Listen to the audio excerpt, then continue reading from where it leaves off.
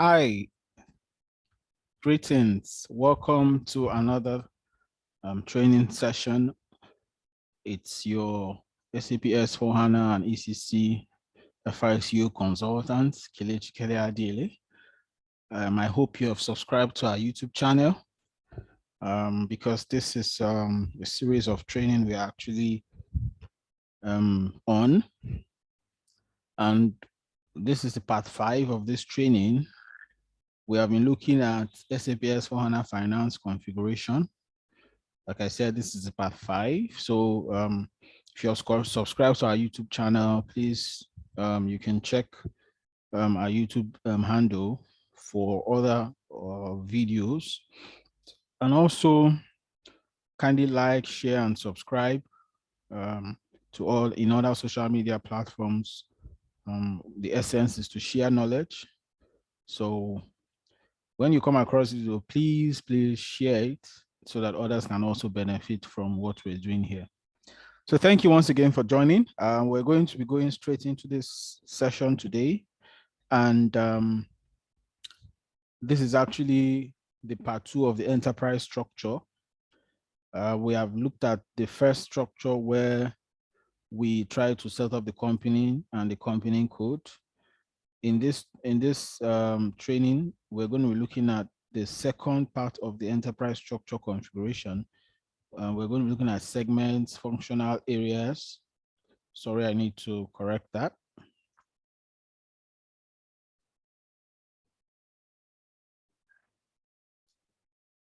Thank you. Okay. Functional areas and of course, business areas. So let's go into the session and let's see how we're actually going to set up this configuration. But before we go into the session, once again, we'll just look at the concepts. These are part of the organizational objects or units within the enterprise configuration. We'll just look briefly at what they are so that when we get into the configuration, you understand the concepts and the configuration makes quite a lot of sense to you. Don't forget, if you want to reach me, you can, send me a message via YouTube, or you have our emails right on the screen, our email right on the screen. So business area, basically. So let me first log into the SAP system. Okay, that's already up now. Remember in our last class, we told you for your customizations, you use the transaction code SPRO, or you go through the menu path. Just click on enter, go to SAP reference IMG. IMG is the implementation session or screen. So click on that to display. In part 4, we looked at the enterprise structure where we did some definitions in financial accounting. We defined the company code, the company, and we defined actually the company code. Now we're going to look at some very basic functionality. The first is business area. Of course, though it's not one of the popular concepts in the past, business area it has the same functionality or similar to segments. It has its own balance sheet.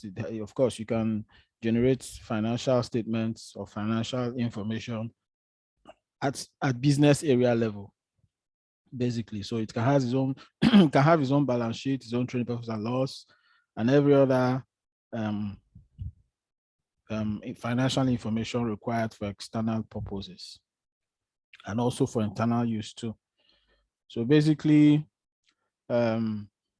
business area it's a very, very important functionality, as you can manage your business or manage your company at business area level. If you don't want to do that at company code level. So a business area can be probably seen as a segment of a group. It could be that if the company is into exploration, the company can have, the downstream and the upstream sector, or a manufacturing company can have different segments. So a business area can be used to manage the activities of each of those areas. Like you see, I'm trying to use segments. So that's that. The idea is that they can be used interchangeably. But of course, segment is the most popular of both. So how do we create a business area? How do we, create a business area in SAP? Do we do the configuration? Now, basically, all the configurations are in our financial accounting under the enterprise structure. And you have the term here, define business area. So I'm just going to click on the execute button.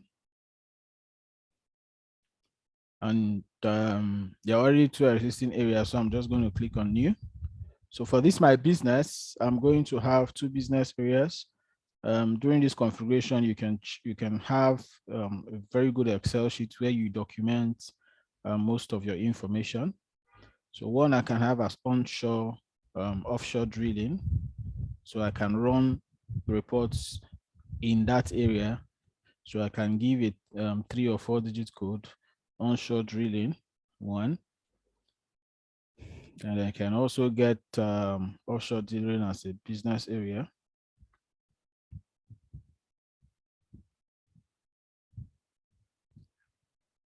It's offshore. So offshore drilling. And take note, you can also copy existing business areas if you want to. If there are already existing business areas you want to copy from, you can click the copy. I'll show you that. Remember our customizing request. I explained that in the last session. For every customization you do, you're required to create a request. The request is necessary or is important if you need to transport your configurations from one client to another. In our last in our previous videos, we have talked about the client concept. So you can decide to want to transport this from the development client to the testing client as part of your config process. So it's important that when creating your customization request, if it's possible, you try and name each of those processes for easy identification and transport.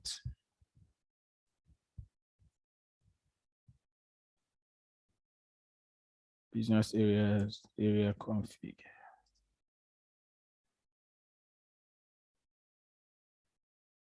Okay, so I'm just going to rename that. You see, there is no request number at the point. If I save this, it's going to create a new request number and the description. Then I'll say okay. So for every configuration, every new changes you make, you would have to, either create a new request or put it inside an existing request. It's optional, but the standard is that you create a new request since it's a new object.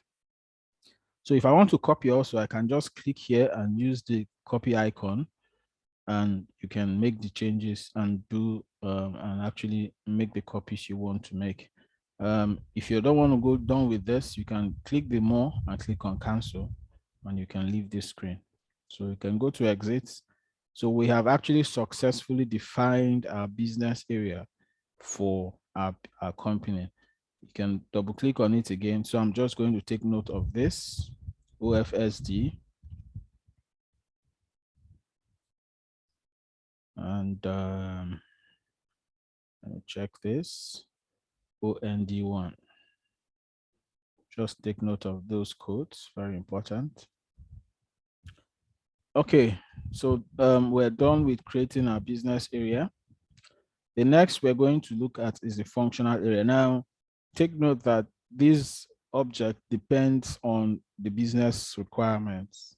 Some businesses might not actually make use of these objects, so there will be no need for you to actually create them. However, if the business requirements or the client requires such a functionality, then you would have to actually make it available for them. So let's look at what the functional area is, then we create one. The functional area allows you to assign costs to specific areas within the business. So basically you can have functional areas for each of the, more like a cost driver for your business. So you can run reports on functional area levels. From there, it's easy to create profit and loss statement for each aspect of this business, allowing you to dig in and figure out where the cost, of course, basically check your operational cost and check how costs are being consumed. This actually has a link to your chart of accounts, and I believe that's where the the alignment comes from.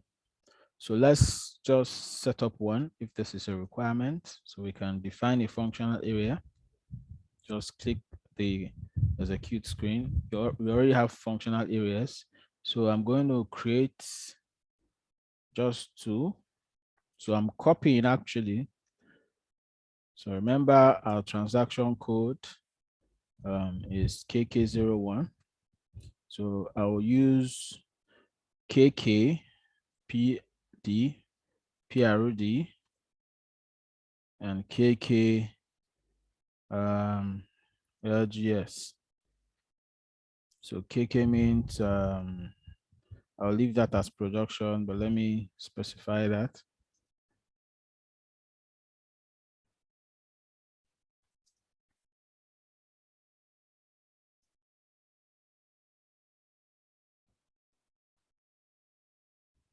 Specify this.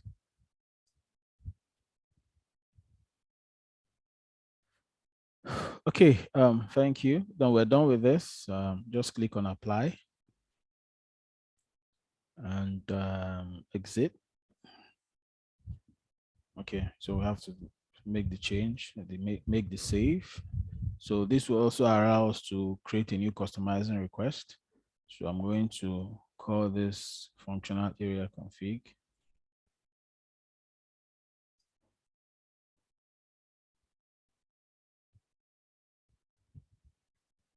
Can save this. That's fine. So we have our functional area created. The next we are going to look at is segments. Now, segments are divisions of a company that creates revenue, just like the business area. So both the business and segments, they create revenues and they also incur cost.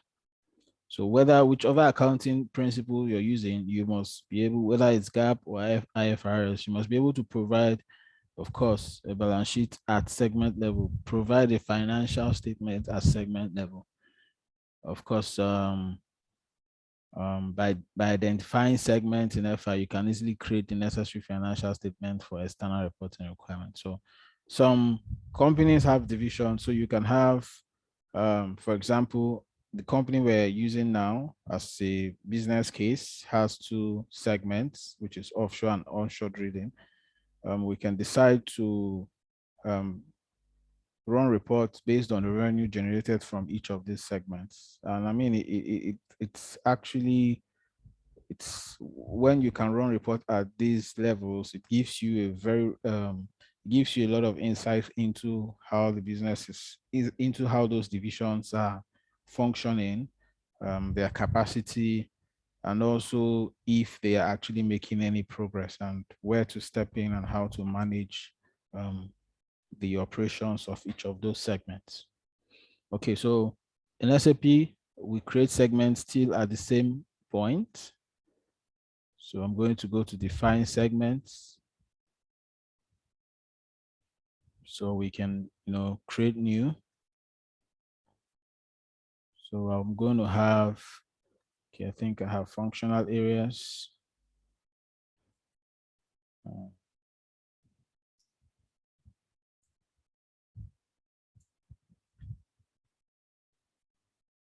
I'll get that code. We can decide that, okay, I think we've done this. We can use the same codes actually as our segments. So I'm just going to copy that and paste here. Okay, so OFSD OND1.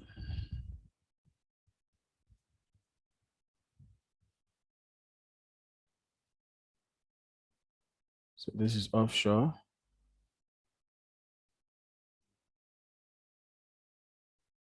It's onshore.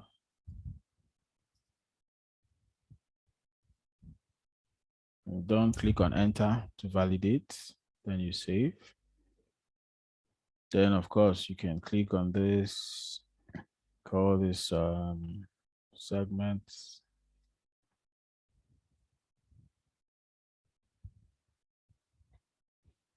Click on OK. And go back. And go back. Or just click on exit. So I'm done defining my segments. Also, we have credit control area, which actually manages credit policies with the customers. So I'm just going to create only one of those areas. So I'm going to call this credit control, still KK01. Euro is my currency, so I'm just going to click on enter. I'm going to save. Create this.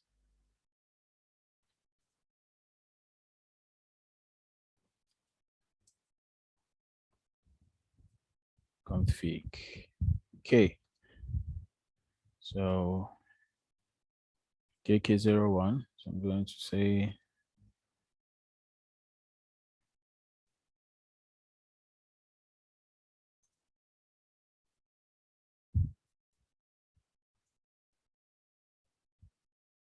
okay, if I can check for my functional areas, just to note that down.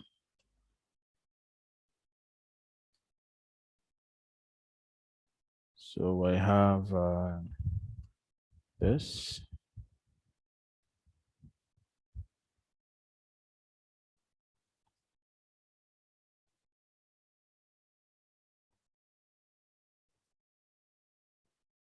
It's logistics.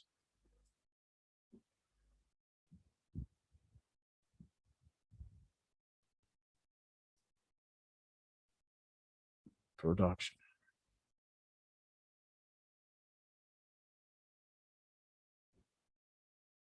Okay, so save this. So I have this. So the next we're going to look at is maintain consolidated business area.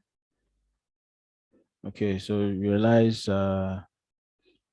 we don't have credit control here, but I mean, that was an omission, but it's been created. Now we have consolidated business area. Consolidation business area is nothing but a regional wireless accounting. A consolidated business area is an accounting organizational unit that represents the central business segment. So it's just it's just where the business area is being consolidated. So if you have different business areas, the consolidated business area, just like you have your consolidated accounting or consolidated company, where you have different groups, different subsidiaries of a group, and consolidating basically means bringing those business areas together to have a single report about the activities of those business areas. All right, so basically that is what the consolidation or consolidated business area is all about. So we're going to create one, just one. So I'm going to click on new. Our KK consolidated business area, consolidated business. So it's Kelly.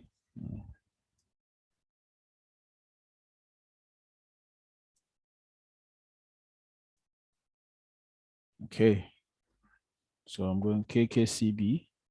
Click on enter to validate and save. And I go here.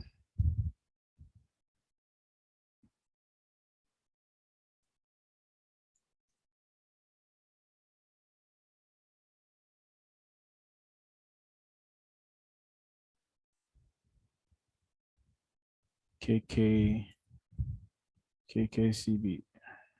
Now, it's important that your coding structure it's in tandem with the business. So you should, during your configuration, it's important that you use codes that are simple, codes that are relative, and codes that fit the standard of the business. So you might need to discuss the coding structure with the business and make sure that they are in line with what you have as your coding structure.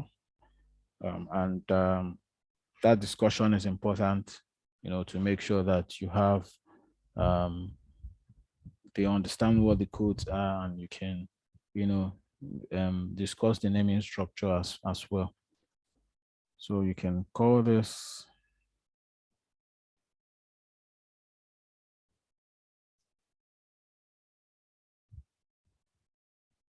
So just save this. Say okay. You can exit. So we have successfully defined most of the enterprise structure objects, or the organizational objects, for our configuration. Like I said, it's relative. It depends on the business requirements. And what we have just done is to create these items. However, you can see that we have company and company code, but in our org structure, there's actually a link between these. There's a link. So the link is actually what we call assignments.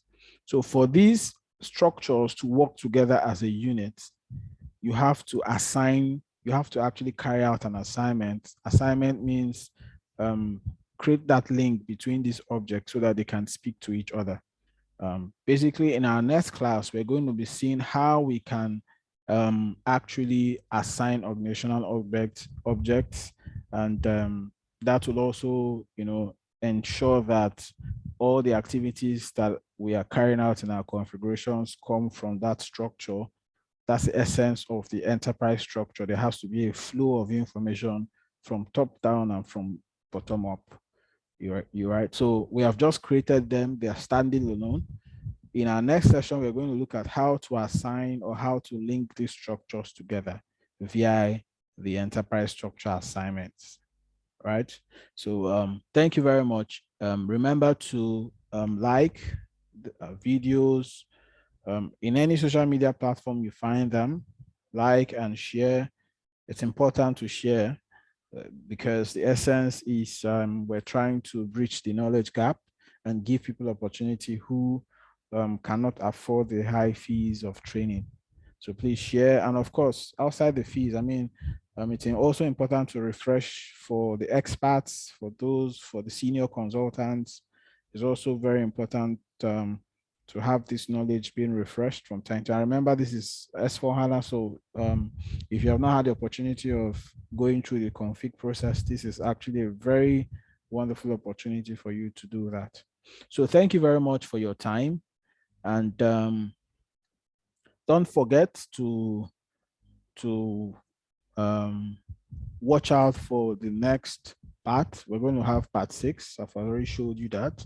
Here we're going to be looking at the assignment of organizational objects, so that they can carry the flow of information, appropriately. Thank you very much, and do have a nice day.